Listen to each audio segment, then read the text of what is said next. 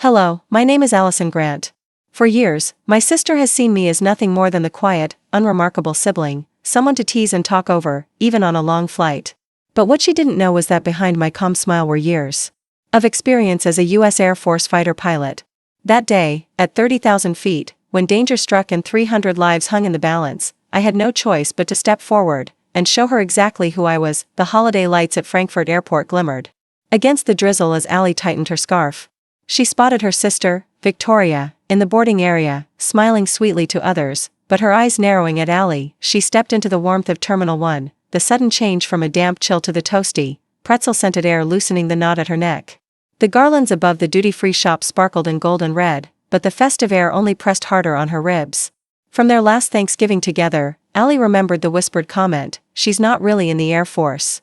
That sting hadn't dulled with time. No matter how many holidays she'd spent elsewhere, she found an empty seat by the window, away from the crowd huddled near the gate desk, and set her small carry-on under the chair. The glass in front of her was beaded with rain, streaked by the glare of runway lights. Beyond the drizzle, the silver fuselage of the 777 waited like a patient horse.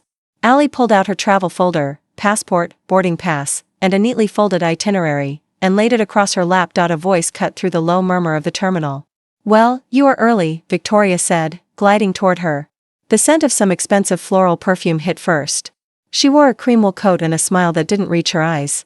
"Guess that's what early retirement does, plenty of free time." Allie closed the folder, her thumb resting on the edge. "It means I don't like rushing," she said evenly. Before Victoria could answer, an older man wearing a faded U.S. Navy cap stepped up. His posture was still straight, despite his age, and his shoes were polished. "Ma'am," he said, offering a firm handshake with the palm slightly angled down, the way service members often do. "Navy." "Thomas Green." "Allie Grant," she replied, returning the grip with equal firmness. "Air Force." His eyes brightened. "Good to meet you, Colonel." She didn't correct him. They exchanged a few words about flight time, then Green chuckled, recalling how he once spent Thanksgiving in 1964 eating canned pumpkin pie in a drafty barracks in Norfolk. "We made do," he said, his voice soft with memory. "Cold pie, hot coffee, and a couple of guys who'd have given you the shirt off their back. That was enough." Allie found herself smiling, not the polite kind, but the real one that creased her eyes. Across from them, Grace sat scrolling her phone, glancing up now and then. Her gaze flicked between her mother's tight smile and the easy warmth in Allie's exchange with Green. "Pre-boarding for passengers needing assistance will begin shortly," came the announcement in English, followed by German. People began to stir, adjusting bags and jackets. Green tipped his cap toward Allie, then shuffled toward the boarding lane. Victoria gathered her things without looking at her. Allie slipped her passport back into her bag and took one last look out at the rain-slick runway. Boarding begins. Allie realizes she'll be seated just one row behind Victoria for the entire 10-hour flight. 3 hours into the flight, the cabin lights dimmed, and the hum of the engines became the night's lullaby, until one subtle vibration made Allie's ears sharpen. She glanced across the aisle. Screens glowed here and there, casting blue light on half-asleep faces. A flight attendant eased the beverage cart past row 14 with the softness of someone who had done this in the dark 1,000 times. "Complimentary drinks?" the attendant whispered. "Water, juice, soda, coffee?" Plastic cups clicked softly. Ice tumbled like tiny bells. The smell of reheated pasta drifted in the cabin and then faded beneath the clean, dry scent of conditioned air. Green sat in a seat forward, hat tucked into the seat pocket, hands folded on the blanket. He tipped his chin back toward Allie in a small, respectful nod, nothing more, just a seasoned traveler acknowledging another. She gave him the same in return and opened the in-flight magazine to the crossword. 9-letter word for steadfast. She penciled in reliable and let the grid anchor her attention while her other senses kept score of the airplane's music, a steady thrumming on the left, a slightly higher note on the right, the faint whistle of air over the skin of the jet. From the next row, Victoria's voice rose and fell like a well-rehearsed presentation. She was chatting with a man in a business blazer, the two of them trading small talk about markets and mergers. "My sister did clerical things," Victoria said lightly, as if sharing a harmless anecdote. "She never flew anything serious." The words didn't carry far, but they didn't need to. Grace, head bent over her iPad, flinched almost imperceptibly. Her thumbs hovered above the keyboard. Then she typed a message, lips pressed tight. "I wish Mom would ease up." Allie kept her eyes on the crossword. Steadfast had a second space. Maybe resolute. She erased carefully, the soft rasp of graphite against paper a quiet metronome. The airplane purred along, a gentle tremor through the floorboards that every flyer eventually forgot. She didn't. She let the rhythm settle into her bones. The subtle vibration that had caught her attention earlier didn't return, but some instinct asked her to keep listening. The attendant reappeared with a coffee pot and a practiced smile. "Top you off, hon?" The accent wasn't Maine, not yet, but the warmth was American as a church potluck. Allie nodded and wrapped her fingers around the warm cup. "Seatbelt sign still off," the attendant added in a hush, "but we might get a little bump later." "Nothing to worry about." Green twisted in his seat, reached into his jacket, and turned around enough to offer his palm. Resting there was a small, tarnished coin, brass dulled to the color of autumn leaves. "Navy good luck piece," he murmured. "Not magic. Just a reminder." "That we make do," Allie said, and his eyes smiled. She closed her hand around the coin. It was cool and unexpectedly heavy, the ridges worn smooth by years of pockets and palms. Grace peeked over the seat back, curiosity beating out teenage restraint. Allie slid the coin into her pocket and gave the girl a wink. The corners of Grace's mouth lifted before she dipped back behind the seat with the shy speed of someone unused to being seen. The cabin settled deeper into the night. A sliver of moon rode the wingtip like a keepsake pin. Somewhere aft, a baby fussed and just as quickly quieted. Glasses clinked, someone laughed softly at a movie, a row light blinked on, then off. Allie filled in another word, ballast, and let the pencil rest while she tuned her ear again. Pilots learned early that airplanes spoke, shifts in tone, slight changes in vibration, tiny messages traveling through metal and air to warn or reassure. Another whisper from Victoria floated back. "You know how people romanticize service? It's mostly logistics." She gave a little champagne laugh, and the man in the blazer laughed with her, the kind of laugh that lived on conference calls and in private lounges. Grace's shoulders tightened. She slid one earbud in but left the other out. Attention tugged both ways. A faint tremor ticked across the floor, so light most passengers would chalk it up to imagination. Allie set the magazine aside. The right side hum climbed a hair, then settled. She checked the seatbelt sign, still off, and glanced at the aisle. The attendant knelt by a row, tucking a blanket around an elderly woman. The kindness of the gesture eased the pressure in Allie's chest by a notch. People tried, even when they didn't know how. "Ladies and gentlemen," a calm baritone drifted over the intercom, "this is your captain. We're expecting a small pocket of chop up ahead. If you're up, please return to your seats. Flight attendants, please secure the cabin." The standard reassurance, delivered in that practiced tone of steady hands. The sign chimed, amber. Seatbelts glowed.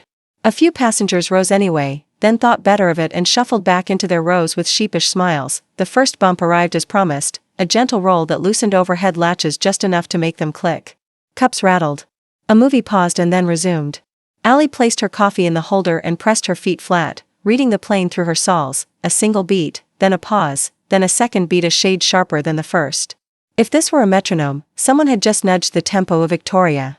Leaned toward her seatmate, voice lowered but edged. "She's always dramatic about planes. It's a habit." Grace's eyes flicked back to Allie, worried now. Allie met the look and, with a small shake of the head, signaled calm. Another tremor, not rough, just different. Slightly out of sync. The cabin breathed with it, like a house adjusting to a winter wind. Green turned a fraction, not enough to make a fuss, merely enough to catch Allie's eye and raise an eyebrow. "You hearing it too?" She answered with a tiny nod. A muffled thump traveled through the hull, soft as a closed cupboard, followed by the quick, apologetic tone of the chime. The seatbelt sign blinked to life. The attendant's voice glided down the aisle. "Please make sure your seatbelts are fastened low and tight across your lap. We'll be by to collect service items." Polite, unruffled, professional. Cups disappeared into trash bags that whispered down the aisle. Green's hand found the armrest with an old sailor's patience. "Sometimes, the hardest landings are the ones you don't see coming," he said to no one in particular. Eyes on the seatback screen where a cartoon turkey danced across a generic map of the Atlantic. He kept his tone easy, a gift to strangers. Grace heard him and breathed out, a small puff of relief at an adult who didn't make fear contagious. The airplane smoothed again. Silence returned in layers, air over aluminum, the deep, steady left. The slightly higher right.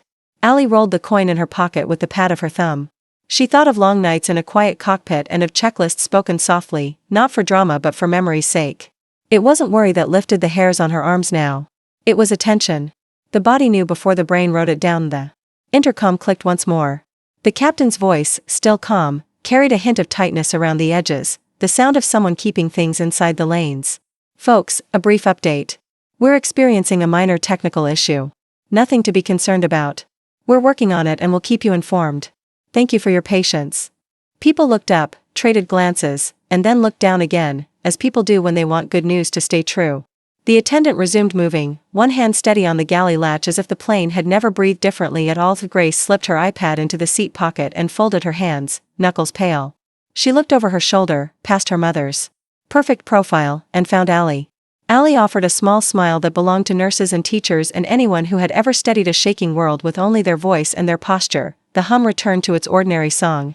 But under it ran a thin new thread, faint, persistent, a pitch that rode the right side like a violin string tuned a little too tight. Allie's trained ear catches a pattern in the engine's pitch that doesn't sound minor at all. Ms. Allison Hart? The captain would like a word. The voice was low but carried, and in the stillness of the cabin, it might as well have been spoken into a microphone. Heads turned. A few passengers lifted their sleep masks halfway, curious. Green's eyes lit with the faintest spark of "I told you so." Somewhere in the back, a voice whispered, "She's a fighter pilot, you know," and the words rippled forward like a current through water. Allie stood, feeling the weight of attention on her shoulders. She wasn't wearing a uniform, but every step toward the front of the plane brought back the familiar cadence of briefing rooms and cockpits.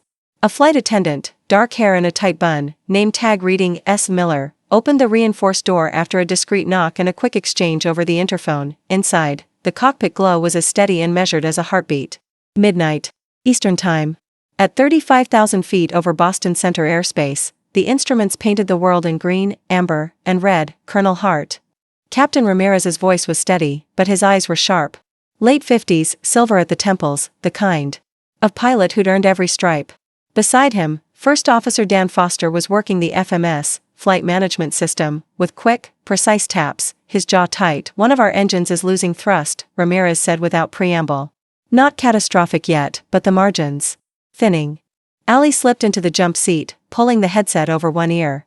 The engine indications glowed on the ICA's screen: right engine, N1 dropping, fuel flow slightly erratic.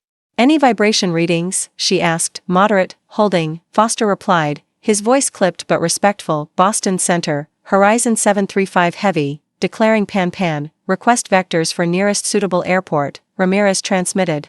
His tone calm but with the deliberate weight that made ATC listen. Static, then a clear voice: "Horizon 735 heavy, roger. Stand by for vectors." Allie scanned the NAV display. Logan was closer, but the weather over Boston was dropping fast, freezing drizzle, crosswinds picking up. "Portland's clear now, good ILS to runway 29, less congested airspace. You'll have more room to work if the engine degrades further." Ramirez gave a short nod. "Agreed. Dan, run the Portland numbers."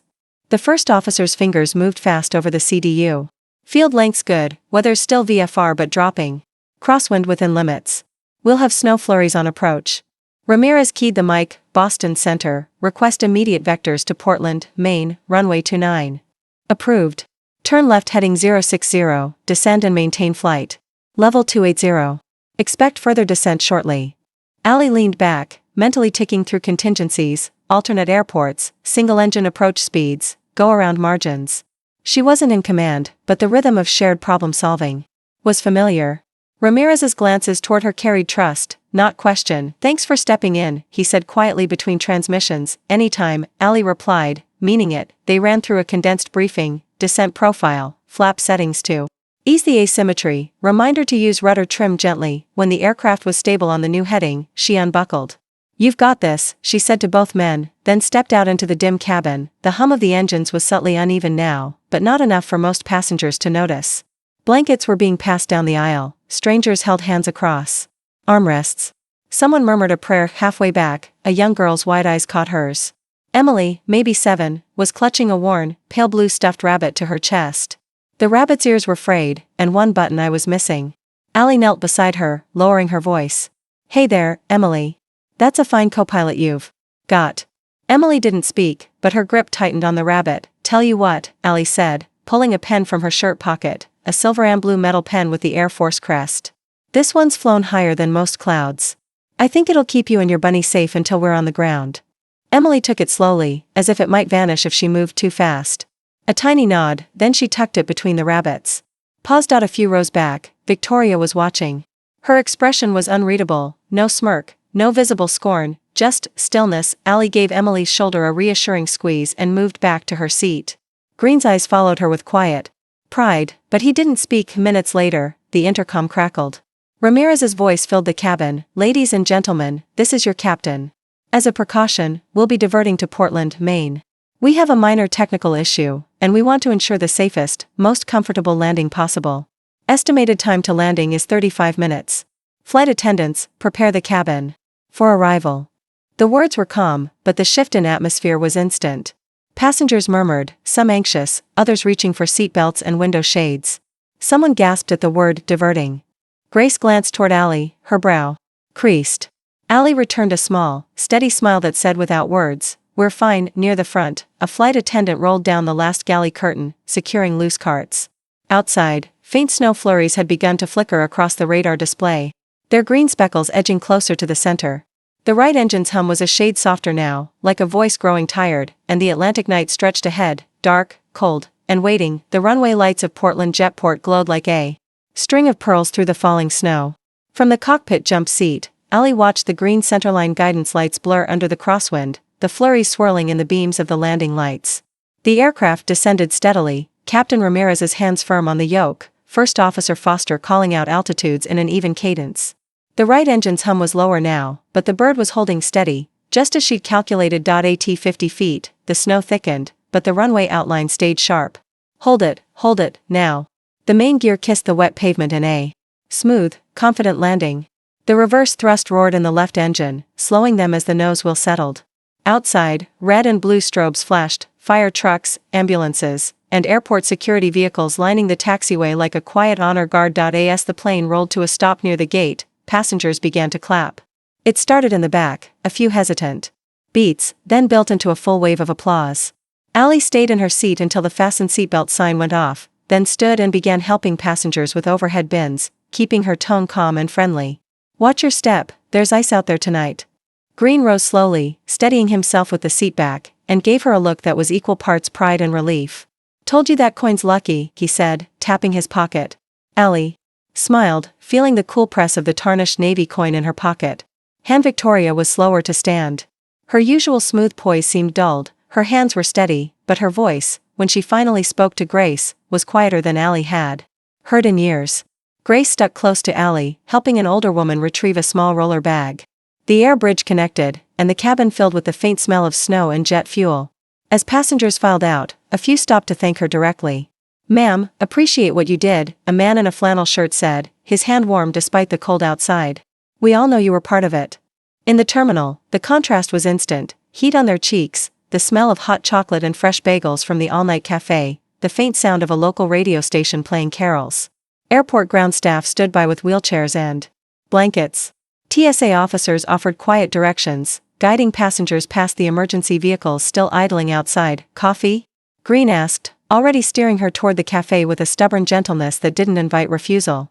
He returned minutes later with a paper cup in each hand, the pink and orange Dunkin' logo bright against the white sleeve. "Portland hospitality," he said with a wink. "They'll give you an extra shot just for asking nicely." Victoria lingered at the edge of the group, not interrupting. She watched as Allie chatted with a paramedic checking on a nervous passenger, then turned to accept a quick handshake from Foster. The first officer's shoulders had finally loosened. He looked 10 years younger than he had in the cockpit. When the shuttle driver arrived, a middle-aged woman in a thick down jacket and knit hat, the airline staff began organizing the overnight arrangements. "Hotel's just 5 minutes down the road," the driver called out. "We'll get you tucked in before the snow picks up again." The group moved toward the exit doors, the frigid air rushing in each time they slid open. Captain Ramirez waited until the last moment, then stepped directly in front of Allie. In full view of the passengers clustered near the doors, he extended his hand. "Couldn't have done it without you, Colonel," he said, the title spoken enough for anyone nearby to hear. His grip was firm, his eyes unflinching. Allie returned the handshake, her voice quiet but steady. "You had it handled, Captain. I was just here to back you up." Victoria's head snapped up. Her eyes widened, and for a fraction of a second, her polished mask slipped. "Colonel?" The word seemed to hang in the air between them, but she said nothing, at least, not yet. Snowflakes danced in the air outside the terminal, settling on the shuttle's windshield. The driver called out again, ushering them toward the warm bus. Grace fell into step beside Allie, leaving Victoria a few paces behind, the question in her sister's eyes still unanswered. The hotel's breakfast room smelled of waffles and maple syrup, the kind of rich, cozy sweetness that could make strangers feel like neighbors. Morning light filtered through the frosted windows, casting soft gold on the rows of small tables. Outside, a thin layer of snow dusted the hoods of parked cars, and across the street, the flag at a small fire station waved gently in the cold breeze. The hum of the waffle irons mixed with the low murmur of conversation, the occasional clink of silverware, and the hiss of a coffee pot refilling. Allie sat at a corner table with Green and Grace. Green was halfway through a plate piled high with waffles, each square filled with Maine blueberries and a generous drizzle of syrup. Back in '66, Green was saying, leaning slightly toward Grace, we didn't have hotel breakfasts like this. Thanksgiving morning, I was somewhere off the coast of Guam, eating powdered eggs out of a metal tray. You learned quickly not to ask for maple syrup, it was more likely to taste like diesel fuel. Grace laughed, her eyes bright, propping her chin on one hand as she listened. So you've had Thanksgiving, in the middle of the ocean? Oh, plenty of times. Once, during a storm so bad we had to strap our coffee cups to the table. Green chuckled, shaking his head. But you find ways to make it feel like home, even if home is just a mess deck with 20 other guys and a radio playing static. Allie smiled softly at the image, sipping from her coffee. She'd ordered it black, but the steam curling from the cup carried the faintest hint of cinnamon from the pot. Grace reached for the syrup bottle, topping off her waffles, while Green speared another bite with military precision. At the far end of the room, Victoria stood by the coffee urn, stirring in cream. She didn't approach right away, just lingered, eyes following the easy way Allie leaned in to hear Green's story or helped Grace cut through the crispy edge of a waffle. Victoria's mouth moved in the faintest smile, half hidden, but real. One of the hotel staff, a woman in her 60s with a name tag that read Marge, wheeled out a large box of coffee supplies. The box was heavier than she expected, and it tipped dangerously as she tried to lift it onto the counter. Without hesitation, Allie rose from her seat, crossing the room in a few quick strides. Here, let me get that for you. Marge's face brightened. Well, aren't you sweet, hon, you've got some muscle, been workin' out? Something like that, Allie said with a grin, hefting the box easily onto the counter. A couple of the stranded passengers nearby murmured thanks as Marge opened it, revealing packets of coffee grounds and sugar to Victoria, coffee in hand, finally drifted over and slid into the empty seat beside Grace. Morning, she said, her voice softer than it had been in days. Grace beamed.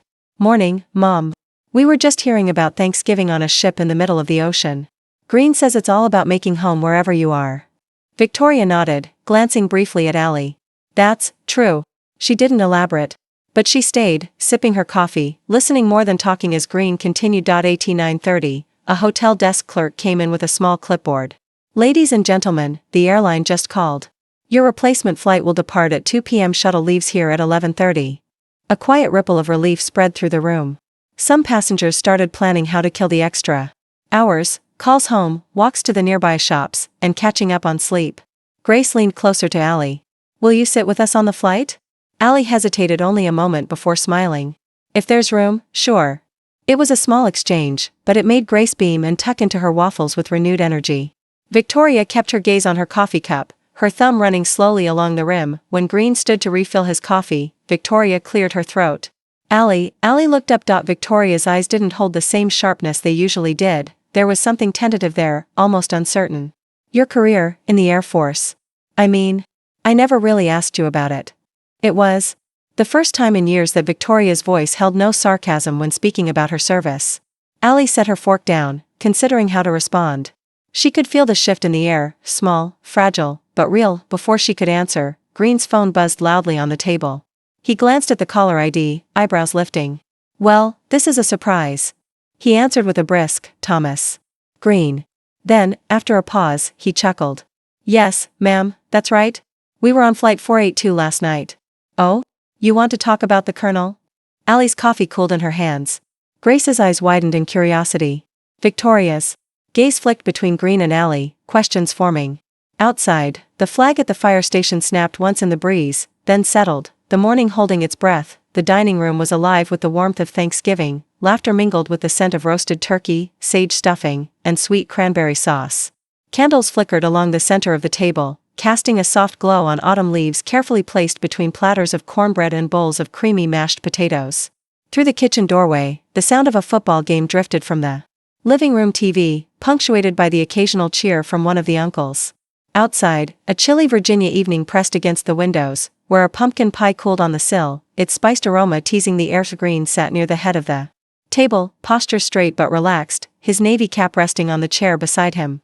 Victoria's home was buzzing with family, cousins weaving between the chairs, a couple of kids darting in and out of the kitchen to sneak extra rolls. Allie sat 3 seats down from Green, her expression open, her shoulders at ease and away. They hadn't been in years, the turkey had just been carved when Green lifted his glass of sparkling cider. The room quieted almost instantly, conversations fading to a hush. Now, he began, his voice carrying the easy authority of a man used to holding a room's attention. I've been to more Thanksgivings than I can count, some in fine dining rooms like this, others in the mess hall of a ship halfway around the world. But this year, I had the privilege of seeing something I won't forget. Grace's eyes lit up, and she leaned forward eagerly. Tell them, Mr. Green. Green chuckled. We were on flight 482, somewhere over the Atlantic, when things went a little sideways. Nothing too dramatic, unless you count an engine losing thrust and a bit of turbulence. The kind of night that reminds you you're not in control of everything, except how you handle yourself. He looked down the table at Allie. This lady right here, Colonel Allison Hart, handled herself the way only the best do, calm, steady, and putting everyone else first. There was a ripple of surprise among a few family members, especially those who'd only ever heard vague mentions of Allie's Air Force days. Grace jumped in without missing a beat, her hands moving as she painted the scene. She went up to the cockpit, talked with the captain, and helped figure out the safest place to land. And she wasn't even scared. She even gave her pilot's pen to a little girl to make her feel better. Laughter and a few murmurs of admiration spread around the table. Victoria, seated across from Allie, watched her sister with a different kind of expression this time, not competitive, not dismissive, but thoughtful. She set her glass down and spoke clearly, so everyone could hear. Allie, I know I haven't always been good at saying this, but thank you. Not just for what you did on that flight, but for always showing up when it matters, even if the rest of US didn't notice. The room fell into a quiet that wasn't awkward, but respectful. Allie smiled faintly, shaking her head. I was just doing what anyone would have done. Green raised an eyebrow. Not anyone, Colonel. Allie lifted her glass, her tone warm and steady. Then let's raise a toast, not to me, but to the people who make it home. Glasses clinked around the table, and the sound felt as comforting. As the crackle of the fireplace in the next room as the meal resumed, Victoria reached into her pocket and pulled out a small, tarnished coin. Green's lucky Navy coin. She set it gently in the center of the table. This should stay in the family, she said, her gaze fixed on Allie, with the one who's earned it. For a moment, Allie just looked at it, the flicker of candlelight glinting off its worn surface. She picked it up, feeling the cool metal warm quickly in her palm. Around her, the laughter and chatter resumed, the clink of silverware and the scent of gravy and cornbread filling the air. She closed her fingers around the coin, her smile soft, almost private. It wasn't just a piece of metal, it was a quiet acknowledgement, a bridge rebuilt, and maybe the start of something like home again. This Thanksgiving, she realized, had given her back more than she'd ever expected. Through a quiet Thanksgiving evening, a family found its way back to one another, not through grand gestures, but in the steady, unspoken acts that spoke volumes. It was a reminder that kindness often works in the background, mending the spaces where pride and misunderstanding once lived. When we set aside judgment, we make room for grace to take its place, and sometimes, that grace comes from the person we least expect. Like a light left glowing in the window, even the smallest welcome can guide someone home. Perhaps today is the day to leave such a light for someone in your life.